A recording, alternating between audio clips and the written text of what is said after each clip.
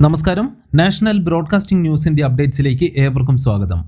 രാഹുൽ മാങ്കൂട്ടത്തിൽ എംഎൽഎക്ക് കുരുക്കുമുറുകി. മുൻകൂർ ജാമ്യാപേക്ഷ Thiruvananthapuram principal sessions കോടതി തള്ളി. അറസ്റ്റ് കോടതി തടഞ്ഞില്ല. ചാറ്റുകൾ അടക്കമുള്ള ഡിജിറ്റൽ തെളിവുകളടക്കം പരിശോധിച്ചുകൊണ്ടായിരുന്നു കോടതിയുടെ വിധി. രാഹുലിന്റെ ജാമ്യാപേക്ഷയിൽ വാദം പൂർത്തിയായിരുന്നു.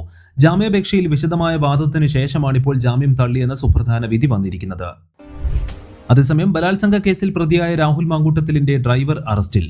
രാഹുലിനെ ബംഗളൂരുവിൽ എത്തിച്ച ഡ്രൈവറാണ് പ്രത്യേക അന്വേഷണ സംഘത്തിന്റെ കസ്റ്റഡിയിലായത്. ഇയാൾക്ക് കോൺഗ്രസുമായോ രാഹുലുമായോ എന്തെങ്കിലും ബന്ധമുണ്ടോ തുടങ്ങിയ കാര്യങ്ങൾ പരിശോധിക്കുകയാണ്.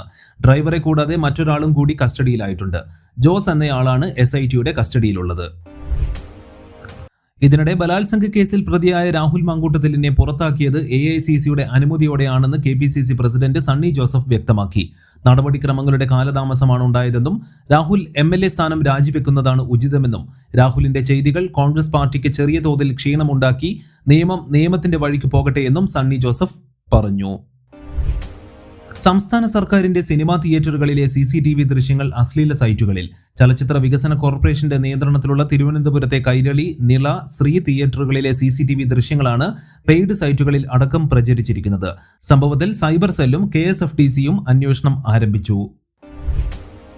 കേന്ദ്ര സർക്കാരിനെതിരെ ആരോപണവുമായി രാഹുൽ ഗാന്ധി രംഗത്ത്. റഷ്യൻ പ്രസിഡന്റ് വ്ളാഡിമിർ പുടിൻ ന്യൂഡൽഹിയിൽ എത്തുന്നതിന് മണിക്കൂറുകൾക്ക് മുൻപ് ലോക്സഭാ പ്രതിപക്ഷ നേതാവിനെ വിദേശ പ്രമുഖർക്ക് കാണാൻ അനുവദിക്കുന്ന പാരമ്പര്യം മോദിയുടെ നേതൃത്വത്തിലുള്ള കേന്ദ്രം പാലിക്കുന്നില്ലെന്ന് രാഹുൽ ആരോപിച്ചു. കൂടുതൽ വാർത്തകൾക്ക് വേണ്ടി കേൾക്കൂ national broadcasting news India Gulf updates.